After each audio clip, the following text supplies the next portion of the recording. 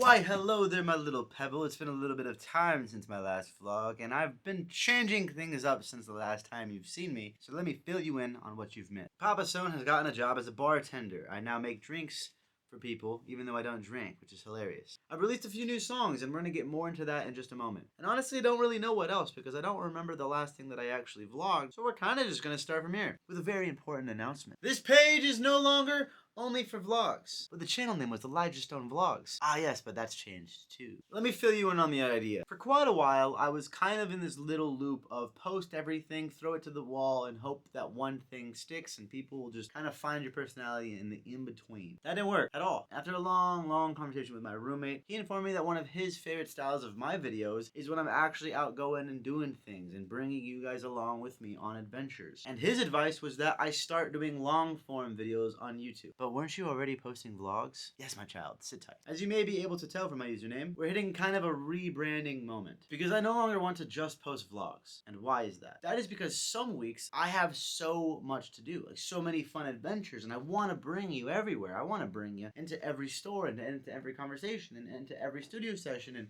and when I'm painting and all the above. And that's good and well, and that's the time when I will vlog. But then there's times where I don't leave this chair for the entire week. And I'm sitting here on Logic recording and making music all day, every day. Or I'm cleaning up my house and preparing for events or just working every day. And yes, I could try to make the boring moments more of a vlog. Or we could arrive here where we are now. Moving forward, I'm no longer going to post only vlogs. I'm going to post vlogs, challenges, skits, behind the scenes, and a bunch more things. Because yes, you get to see behind the scenes with the vlogs. Those are cool. Though in the days when I don't have vlog moments, I can go ahead and make something fun, like a fun challenge, or trying to show you how I make my song, which is today's video. I'm gonna show you guys the behind the scenes of how I'm making my music and what I do to make my music, and we're gonna use one of my newest songs as an example. This should be fun. Let's get into it. Oh.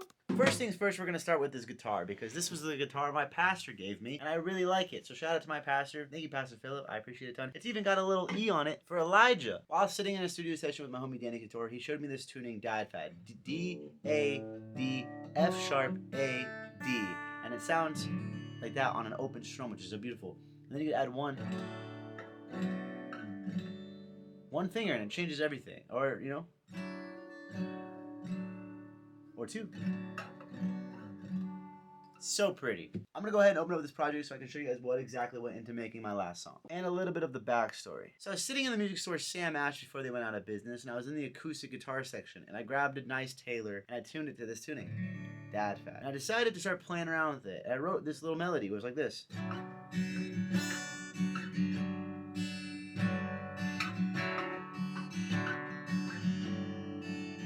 I wrote this really depressing song. I'm realizing now that this video is going to be a challenge for me because I've never made a video like this and I've never made a lot of videos like this, but we're learning everything together for the first time because why not have fun while doing this? That gets me to the point that there's a lot of different ways you can write songs. And there's a lot of different ways that I write songs. One of the first ways that I learned how to write songs was playing something and just mumbling over it. For example, I wrote this entire song on the guitar, which is why I think it's a great example for this video because I wrote almost all my original songs on guitars for the first half of my career. So what I'd start off by doing is finding some sort of chord progression that I'd like, or some sort of a melody. For me, in this example, it was this one.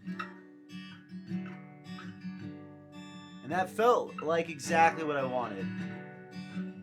And I felt like I had such a story to tell, you know? And the important part is to let the music speak through you. I like to think that we're just conduits for God to use to give us ideas that we can create cool things to help other people enjoy their time on this earth. And if you think about writing too hard of like, oh, I have to make it perfect, or I have to do this, or I have to do that, then I feel like you're gonna hit a lot of roadblocks, especially when you're first starting out. For me, one of the most important things that I realized was how do I make this song feel exactly like it needs to? And during the time I was struggling really bad with depression, so I figured why not make this song about that? And a lot of the times, as someone does who struggles with mental health, we'd find somebody else who struggles with mental health. And then it's kind of a little bit of a disaster, you know, going back and forth, feeling like you don't deserve each other, or creating, you know, blockades or walls or whatever. And so I kind of wrote this song about that. And my biggest thing was I wanted to get out of my own way while I wrote and while I write in general. So I'd basically kind of just mumble until I found something. So it started off like, scared of being alone. See, that word just came out. I'm scared of being alone. Lost my mind a couple years ago. And when you mumble and you let your feelings kind of just express themselves, the words will find themselves. And then when you keep playing and you keep adding things in between, you'll start to piece the song together. I'm gone, I'm tired, I'm scared of being alone. I lost my mind a couple years ago. Right? So like that kind of just formed itself, okay? So that's how I'd write most of my songs on guitar, is I basically find a progression that speaks to me, and then I'd write something over it, and I'd kind of just mumble or sing or freestyle whatever I could until the song formed itself. But let's get into the meat and potatoes of how the song was actually produced. So one of the first things that I did was I recorded the guitar one time. And I quite frankly just used my roommate's mic, which is like an Audio-Technica. And I placed it right around this area, which is where you normally want to record your guitar. But there's also a million ways to record a guitar. And I put the microphone about a foot away. And that's one take. Sounds decent, right? Then I decided to add the second guitar, which I kind of plucked and played very heavily. The first guitar is panned all the way right. The second guitar is panned dead middle. And then that leaves for the third guitar, which is panned all the way left. And it basically just adds a lot of character and a lot of depth to the guitar take, in my personal opinion. They're all playing the exact same thing, but different effects, different tones, and different pans. Well, cool, we got the guitar down. Now what? I decided to add like a synth violin. I played random notes that just kind of fit in the key, so that's kind of where I added this. I'll show you guys exactly what I did. Here, I have my Keylab Essential 61 key MIDI keyboard, and I basically grabbed Serum 2, which is a plugin that you can get through Splice. It's like $9 a month until you pay it off, which is super awesome. I also just realized I'm wearing a cut-off t-shirt from earlier, so please ignore my non-existent muscles because I have been slacking in the gym. I'm working on that, okay? I'm gonna figure it out. Anyway, so I have my keyboard, and I have a synth sound that sounds like a violin. Kind of cool, right? So while the guitar was playing, I would basically move my hands around the keyboard and try to find whatever sounded like it might fit in the vibe. For example, I think that's the key, exactly. I just kind of played random stuff. I just basically played around until I found this exact pattern. And I felt like it just added a nice glue to the song. This is a great example of one of my most acoustic tracks because every single instrument on this is an acoustic instrument that I played personally except for the violin and synth, which I just played on the piano, but I made it sound cool. I'm dropping a lot more music that's very produced and very like experimental alternative. If you want another video down the road showing you how I make those songs, let me know in the comments. Anyways, we got beautiful guitars and a sweet little synth violin. And now we're at the part where we needed some bass. So I decided to grab my roommate's bass, aka Ponce de Leon, aka Hoverath. If you want to know why we call him Ponce de Leon, it's a very, very inside joke. Feel free to leave a comment and I'll tell you in another video. Anyways, I don't really know how to play bass, so I kind of just noodled around until I found something that sounded like this. Basically just a back and forth melody the entire way. To me, that worked. I don't remember exactly what I played, but I noodled around until I found two notes that sounded cool together, and I just played them in succession kind of throughout the song, and then sped it up for the other parts of the song, because the whole song is kind of using the same few chords anyway. So. I also felt like I needed something to kind of carry the beat as well, so after adding the drums that sounded like that, which I played on a cajon that I got like 10 years ago for Christmas, I also grabbed a shaker, which is this egg, and I kind of just next to my microphone for like the entire song. One take. It was kind of cool. I just wanted to keep it simple and sweet. I don't want to add too much, but this is kind of the bones of like a very acoustic track for you guys. Again, if you want to see something for one of the more crazy songs I've been making, let me know in the comments and we'll make another one of these another time. Anyways, for the chords, we had this beautiful little moment where it kind of spaces out and then comes back in, and I added a tambourine. It's not perfect by any means, but it's sweet and I liked it, and it was a song and we're done basically with the instruments. But obviously I throw my vocals on there and they sound like this. I'm gone, tired, scared of being alone. I lost my mind a couple years ago.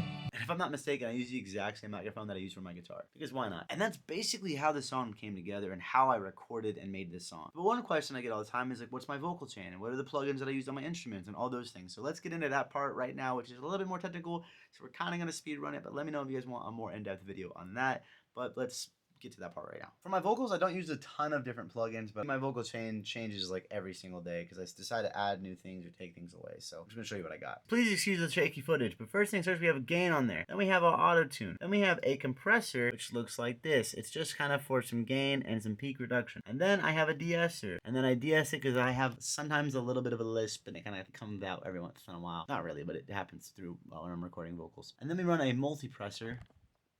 And if you're going to ask me about what they do and what each one does, I don't know. I can't tell you. I have no idea. I'm just winging what I'm doing. And Ponce, the roommate, tells me a little bit of things and helps me out here and there, but that's about it. And then we have an EQ, which looks like this, and that's about what that looks like. And then I have a parallel compressor. And then I have close reverb, middle reverb, and a far reverb. And that's something I learned from an early producer where I basically just have a reverb that sounds really close to the vocal, a reverb that sounds farther away from the vocal, and a reverb that sounds really far away from the vocal, like you're in a freaking next room over. And you can kind of stack those in a different way to get different effects. And then I have a plugin called RC20, which adds some texture and saturation to the sound. I have the CLA guitar, which adds some grain and some grit to the sound. I have a delay on there, and I have a vocal doubler. Now, is this the most professional setup and the best sounding possible vocal chain for my song? Or I don't know. I don't know. I'm really not the guy to tell you these things. I'm just telling you how I do it and what I do and how I make my things sound the way I do and how I make the song in general, okay? I'm giving you the basis of what goes on in the stew. And one controversial take is I do like to tune my vocals for certain songs. When I'm making a song that sounds pop, yes, I threw auto-tune on it, obviously.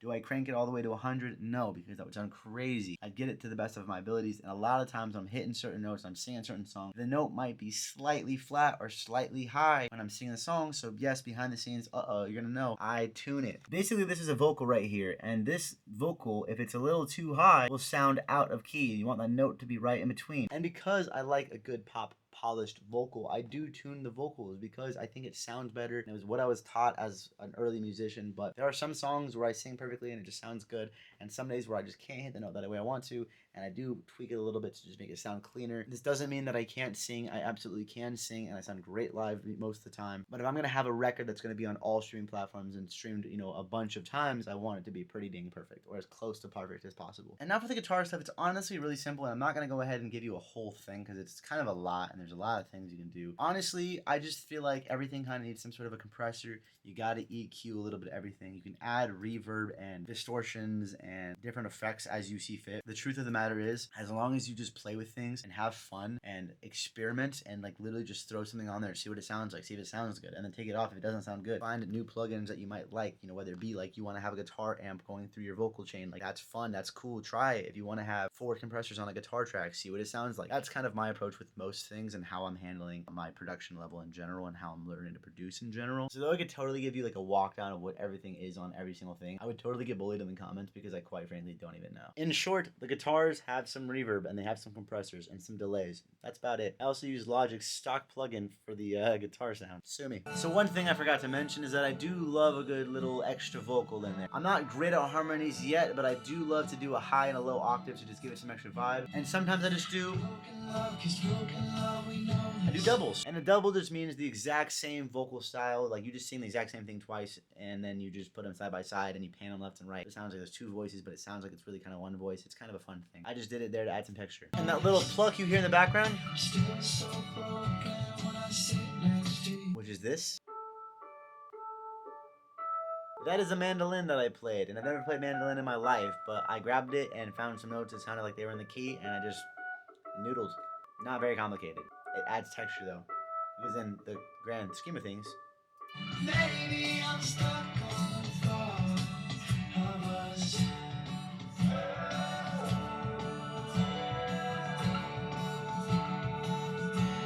Beautiful. We had a high octave going, I'm so scared of not being enough. And a low octave going, I'm so scared of not being enough. And that's basically all I did for the final chorus, but I maybe had 1 extra harmony in there, which I can't even really remember. And those weren't even harmonies. Those were just different octaves of the same exact thing.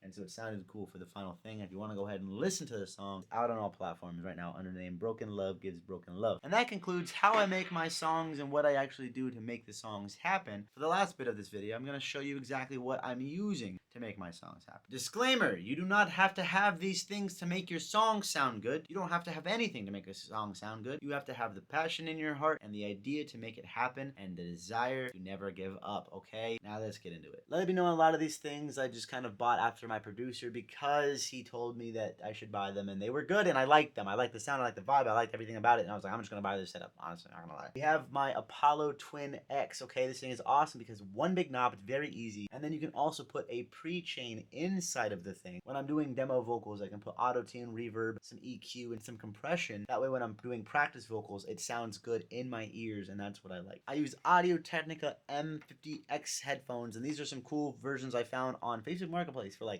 $50. I used to use a Lewitt 440 microphone, but as you can tell, it actually has taken some damage. And that was because I was doing an audition where I needed to do some voiceover work, and I did 150 takes of the same exact thing over and over, and I got so mad I punched it, and I think I broke it, and I'm very sad. But this was a great mic. It's $300. This microphone that recorded my vocals and my guitar, I do not know what it is named, but I will put it right here because I'll ask my roommate while I'm editing this video. But yeah, this is not mine, but it sounds good. My roommate also has an SM7B that we use for practice vocals, and sometimes I get final vocals on this thing too. And it has a gain booster on there as well, so it sounds a little bit crisper. So basically, my Apollo Twin runs into my Yamaha HS7s, which are my output speakers, and they're pretty good. They're pretty pricey, but not super pricey, and definitely, absolutely going to give you like industry standard sound quality. So, and of course, other than my keyboard, my interface, my microphones, all the good things, I have tons of different guitars. We have so many different guitars in this house, basses, all the above. There's a ukulele right over there. We got four more things over here. Basically, tons of instruments, and you can always use whatever you got available, and you can always make it sound good in post, or at least try to. Some things have unique sounds. Don't be scared. You don't have to have the best gear in the world. You just got to go out there and make something. And obviously, for a shaker, we have this egg.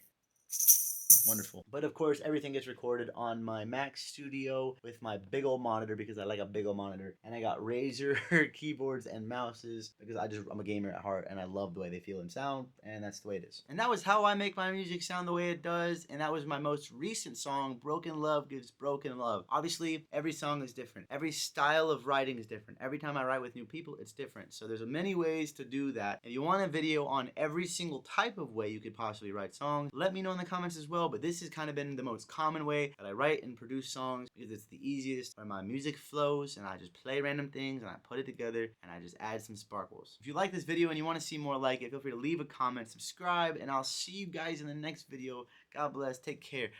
Peace.